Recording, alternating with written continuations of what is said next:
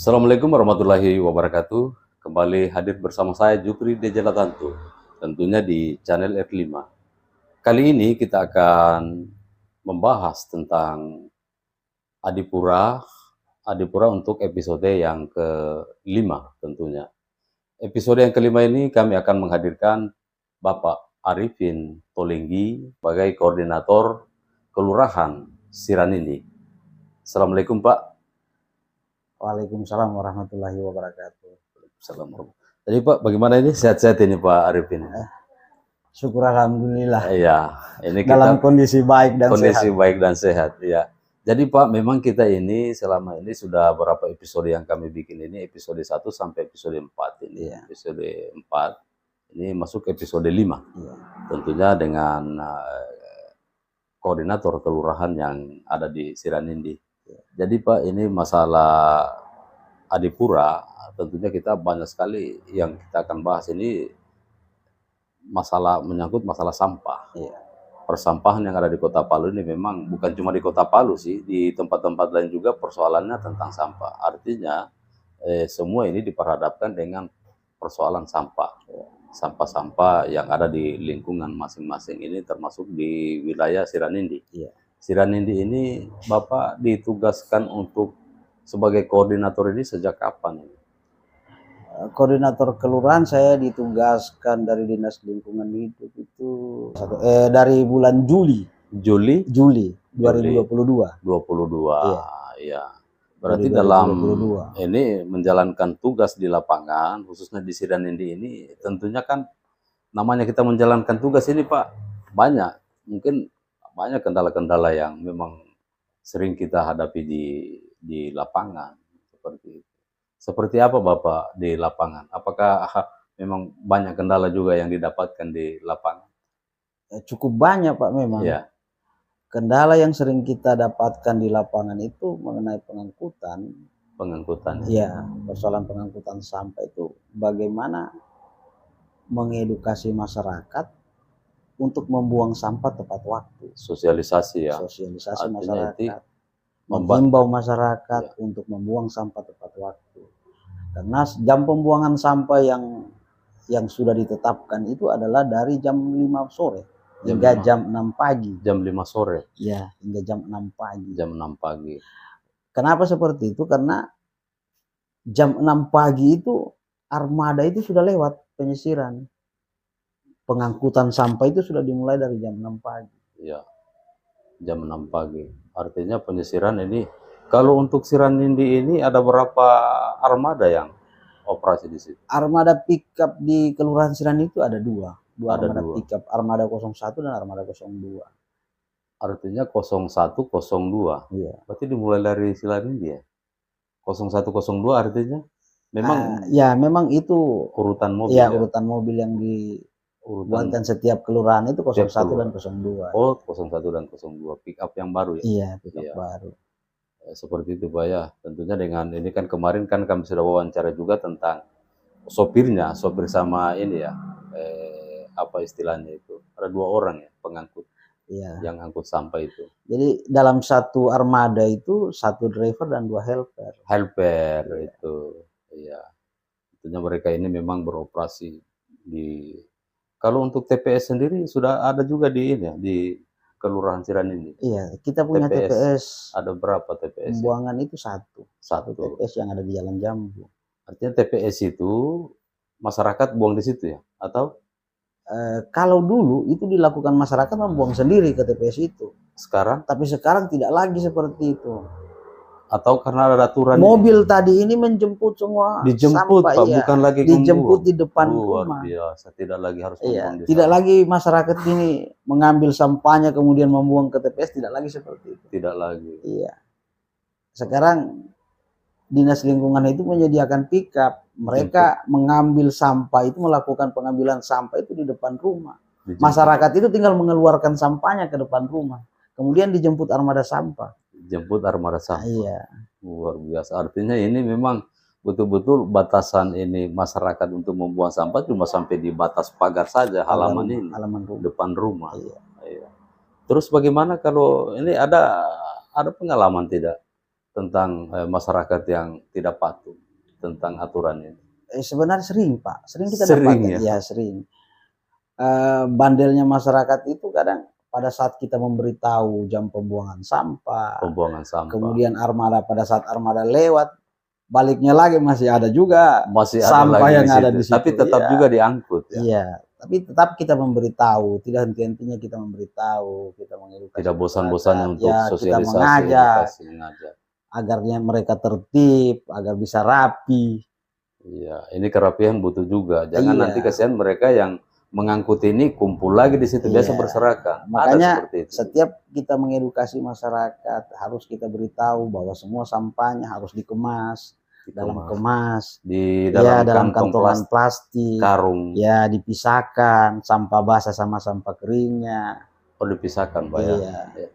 Ini memang ada kejadian juga itu, apa namanya, beberapa masyarakat juga itu kejadian ini waktu di pesta. Saya sempat melihat itu bahwa itu kan sampah-sampah yang sudah dipisahkan atau yang belum dipisahkan itu tiba-tiba ada si ini yang pencari ini, pemulung ini. Pemulung. Bagaimana ini dengan adanya pemulung-pemulung ini? Apakah memang mereka juga diedukasi atau bagaimana, Pak? Iya, artinya begini, Pak. Mereka itu masyarakat. Masyarakat. Iya, mereka itu masyarakat. Dan kita wajib untuk menyampaikan itu. Dan memang mungkin masih tanggung jawab ini ya, yang punya rumah itu barangkali ya. Harus dia ini kalau ada yang seperti itu harus ditegur juga. Kalau kita melihat seperti itu harus. Masyarakat memang berkewajiban untuk untuk memberitahu. Berarti memang ini memang Pak, memang tugas berat ini untuk apa namanya koordinator di lapangan ini untuk menjalankan tugas ini. Ya, betul-betul kita memang harus dibekali dengan itu. Bekali dengan apa pengetahuan, baru memberikan informasi ini yang agak. Terus dengan pihak kelurahan bagaimana? Apakah memang ada kendala juga di kelurahan atau? Selama ini tidak punya kendala apa-apa Di kelurahan. Artinya komunikasi tetap jalan. Kita punya komunikasi ke kelurahan cukup bagus. Cukup bagus. Iya. Termasuk RT juga. RT, RW. Artinya Bapak dalam menjalankan tugas ini kan mereka RT ini juga ada koordinasi. Iya.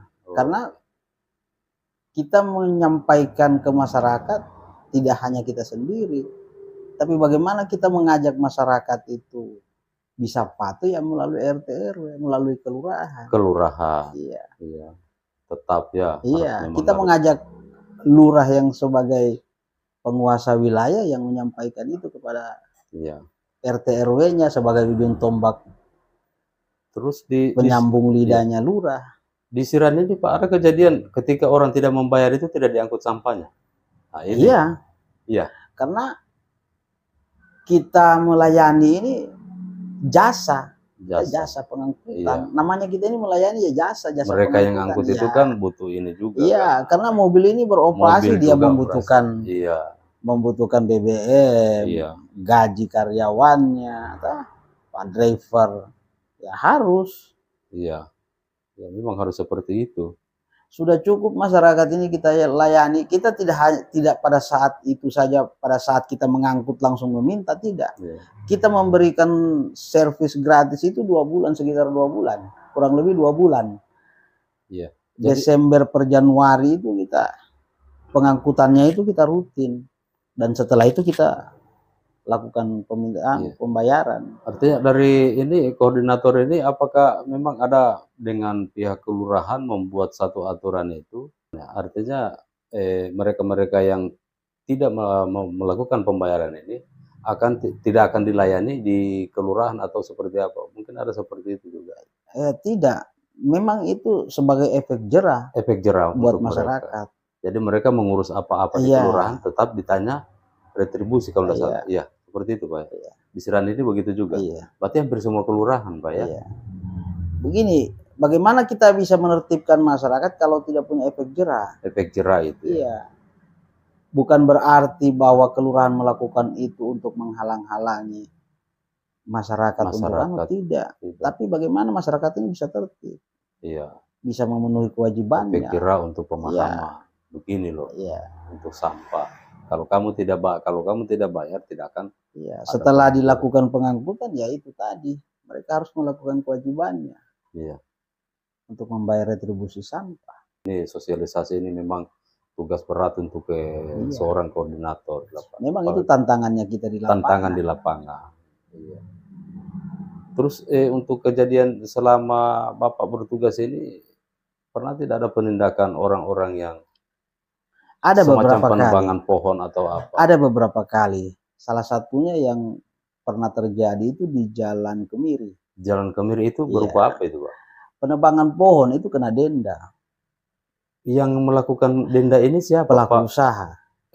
Ini yang penebangan pohon tadi ini, yang Pelaku melakukan usaha. denda ini dari pihak kelurahan atau dari Tidak, itu dilakukan oleh Satgas. Satgas? Satgas penindakan Adipura. Satgas penindakan Adipura, artinya Bapak selaku koordinator ini melapor ke, kan ada tingkat pelaporan Korcam. Jadi pada saat ada kesalahan di lapangan seperti tadi penebangan, itu Korlur itu wajib melaporkan ke Korcam, berkoordinasi sama Korcam. Kemudian nanti Korcam yang melaporkan ini persoalan tadi ini ke Satgas penindakan. Satgas penindakan turun. Iya. Untuk menindaki orang. Dan dibekali foto juga. Iya. Oh, tentunya Bapak melaporkan ini memang harus ada dokumentasi. Harus ada dokumentasi. Iya, jadi memang harus kita dokumentasikan agar pelaporan itu tidak salah. Tidak salah. Iya, memang harus begitu, Pak. Ini dunia sekarang memang harus disertai dengan yang seperti itu. Artinya ada bukti. Iya, harus punya bukti bahwa ini memang mereka melanggar dan mereka butuh ditindaki. Itu yang sudah pernah dilakukannya selama Bapak ini bertugas ya. Dan itu saya sendiri yang melakukan kemarin.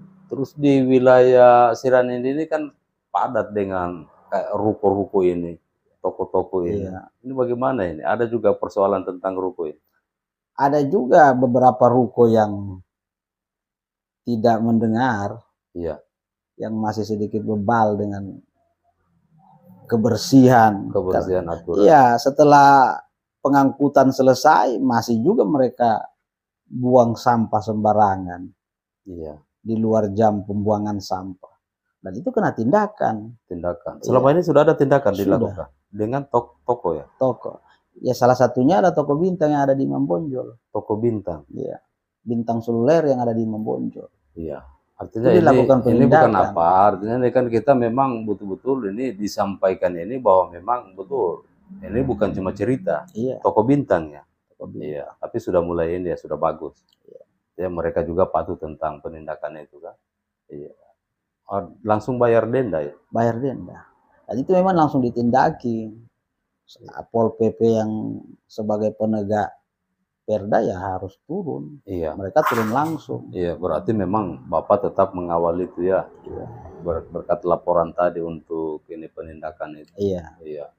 Seperti itu, Pak. Mungkin barangkali ada harapan untuk masyarakat. Ya harapan saya kepada masyarakat yaitu tadi bagaimana kita bisa sama-sama untuk menjaga Kota Palu ini menjadi bersih. Asri, indah. Karena kalau tanpa bantuan masyarakat, ya kita juga mungkin tidak bisa berbuat banyak. Tidak bisa berbuat banyak. Iya. Harus punya kesadaran masyarakat. Kalau menurut penilaiannya Bapak ini yang ada di Kelurahan Siranindi sendiri ini, bagaimana tentang kebersihan? Syukur alhamdulillah sampai hari ini ya terjaga dengan baik. Terjaga dengan baik, karena memang itu tujuannya kita.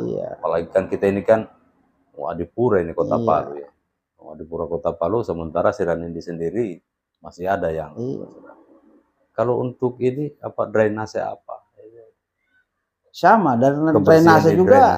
Ya itu tadi ketika drainase itu ada sampah di dalamnya, kemudian banyak gulma yang tumbuh, rumput-rumput liar yang tumbuh, ya itu tugas padat karya untuk membersihkannya. Padat karya tentunya berdasarkan laporan dari Bapak foto lagi. Itu yang kita sampaikan kepada padat karya. Nah, memang kita punya koordinasi bagus. Iya, sama pengawas padat karya ke padat karyanya. Itulah tadi kolaborasi kita dengan kelurahan itu penting. Berarti kalau pada saat padat karya kerja ini Bapak juga ada juga di situ. Bukan mengawasi ini ya, cuma sekedar untuk melihat. dan melaporkan. Karena pembersihan gulma itu memang dilakukan oleh padat karya. Termasuk lurah juga. Iya. Lurah juga turun juga untuk mantau. Pengawasan itu Sekali-sekali. dilakukan bersama-sama. Bersama-sama. Iya. Oh iya. Kalau ke pemerintah Pak, mungkin ada harapan lain, tidak ada untuk pemerintah. Harapannya Bapak. Mungkin Harapan ada kita ke iya. pemerintah ini ya bagaimana pemerintah ini bisa bagaimana ya memperbaiki lagi Iya. fasilitas buat kita. Fasilitas. Iya. Fasilitas seperti apa? Fasilitas itu sekarang kan penambahan armada itu penting. Penting armada. Iya. Iya. Penambahan armada Tapi itu untuk penting. Siranindi sendiri sudah cukup dua armada. Iya. Banyak sebenarnya yang masih perlu dibenahi. Tidak perlu lagi kita ini untuk apa namanya minta ke pemerintah bahwa kita dibuatkan lagi TPS, tidak perlu lagi ya. Sebenarnya tidak perlu lagi. Kenapa? Karena kita sudah punya armada. Jemput. Iya, armada kita itu sudah cukup. Hanya saja memang perlu pemerintah ketahui bahwa ada satu wilayah yang mungkin luasannya itu berbeda sama wilayah lain. Dia agak luas dan itu mungkin butuh armada lebih. Bukan cuma satu armada. Bukan cuma dua armada. Iya. Iya. Berarti kalau untuk Siranindi sudah oke. Sudah cukup. Cukup. Karena di Siranindi itu sudah beroperasi 2 armada pickup. Iya. Kemudian untuk R6-nya itu R6 ini yang bagaimana? R6 itu armada besar, trek yang besar. Ya. Jadi R6 ini yang mengangkut ke TPA. Iya. Trek itu juga melakukan penyisiran. Mereka melakukan itu dari jalan Kemiri Sis Al Jufri itu armada 24 yang melakukan. Berarti penyisiran. Ini di Siranindi 2 pick up, 1 R6. Ada 2. Kalau sama saya itu ada 2. Di Siranindi ada 2. Armada 37 juga. Oh gitu ya. R6 37. Iya. Mereka kan pakai nomor lambung kayak nomor lambung. Jadi gampang dikenali mereka. Kalau untuk pengangkut sampah sendiri yang apa namanya ada keterlambatan juga biasa. Iya. Artinya keterlambatan itu biasanya di BBM. Oh BBM. Pada saat pengantrian BBM. Oh tidak ada barangkali ini mereka tertidur atau apa. Disitulah kewajiban. Kalau itu tidak. Hanya yang sering perannya koordinator di situ. Sering keterlambatan itu ya itu tadi. BBM. Kalaupun mereka tidak masuk, mungkin ada armada pengganti yang melakukan itu. Armada pengganti tentunya koordinasi lagi. Iya, apakah kalau R6 tidak sanggup untuk melakukan artinya tidak bisa melakukan itu karena mungkin jalurnya padat. Iya. Ya pickup tadi yang bisa menyelesaikan itu. Jalur yang ada di wilayah itu. Terus ini tadi kita bicara masalah pengangkutan yang dari dalam rumah itu ke kemana, ke luar ya? Iya. Keluar itu artinya yang tidak sempat diangkat itu tetap dibiarkan seperti itu atau bagaimana di Siranindi? Kalau seperti itu Pak, mereka itu ya paling lama 2-3 hari lah mereka sanggup. Jadi Bapak lagi jalan lagi untuk menginformasikan bahwa ini tetap harus dihimbau. Dihimbau lagi. Himbauannya dimasukkan atau bagaimana lagi? Tetap diberitahu ke mereka. Diberitahu. Iya. Jadi kalau sampai 2-3 hari tidak terangkat kan pasti baunya menyengat. Iya. Kemudian itu kan efek jera buat mereka. Dan mau tidak mau mereka pasti membayar. Iya. Dan pengangkutan pada saat mereka membayar, pengangkutan kita lakukan. Iya. Untuk pembayaran di Siranindi sendiri ini kita sudah agak melenceng sedikit dari sini. Artinya biar masyarakat tahu juga pembayaran itu kita lakukan sekarang ada di kelurahan. Masyarakat bisa langsung ke kelurahan untuk membayar. Selama ini Siranindi seperti itu. Iya. Kemudian yang kedua, masyarakat bisa langsung membayar ke kantor DLH. Hidup. Kemudian yang ketiga mereka bisa membayar langsung ke kode barcode, melalui kode barcode. Oh ada ya? Ada. Kode barcode di mana itu? Ada, sudah disiapkan itu. Di kelurahan? Di aplikasinya ada. Aplikasi ada. Bisa langsung bayar. Artinya uangnya kita yang ada di rekening langsung bayarkan. Langsung terpotong ke situ. Iya. Jadi sebenarnya sudah mudah masyarakat. Mudah sekali ya. Mudah. Iya. Kalau mereka tidak mau capek ya itu tadi. Insya Allah lah dengan kemudahan ini akan mudah juga kita untuk meraya di pura. Insya Allah kan. Artinya karena ini kan untuk meraih suatu penghargaan Adipura ini tidak gampang. Adipura tidak akan kita capai Kalau ketika masyarakat ini tidak bisa membantu, masyarakat ini tidak punya kepedulian. Yang terpenting itu adalah kepedulian masyarakat untuk bisa sama-sama mencapai Adipura. Artinya untuk pemahaman dan kepedulian masyarakat yang ada di Siranindi ini, kira-kira Bapak kan seorang koordinator, mungkin Bapak sudah bisa menghitung-hitung kira-kira seberapa persen kira-kira mereka sekitar 78%. 70-80%. Kan Bapak yang lebih tahu itu tentang kepatuhan mereka di situ. Walaupun kita tanpa ini ya, apa istilahnya, penelitian. Itu kan cuma pengamatan saja, kita amati saja di lapangan. Karena memang kita lakukan pengangkutan itu setiap hari jalur yang sama, tempat yang sama kita lakukan. Kita lakukan. Ya, mungkin ada lagi yang mau disampaikan sebelum kita tutup ini, Pak? Saya pikir cukup barangkali. Cukup sudah, Pak ya. Artinya ini kan kemarin-kemarin Korlap, Korcam, kami sudah wawancara juga. Ini terakhir dengan koordinator kelurahan. Baik, terima kasih Pak kehadirannya di channel R5 ini. Iya, terima kasih banyak untuk channel R5-nya. Saya atas nama Satgas Kelurahan Siranindi Arifin Toligi mengucapkan terima kasih. Terima kasih banyak Pak, ya, atas kehadirannya pada hari ini. Baik, kita tutup Pak. Baik, terima kasih. Itulah perbincangan kami dengan Bapak Arifin Toligi selaku koordinator Kelurahan Siranindi, koordinator Adipura ya, Satgas Adipura Kelurahan Siranindi, Kota Palu. Baik, terima kasih. Kami akhiri. Wabillahi taufiq wal hidayah. Wassalamualaikum warahmatullahi wabarakatuh. Salam Adipura.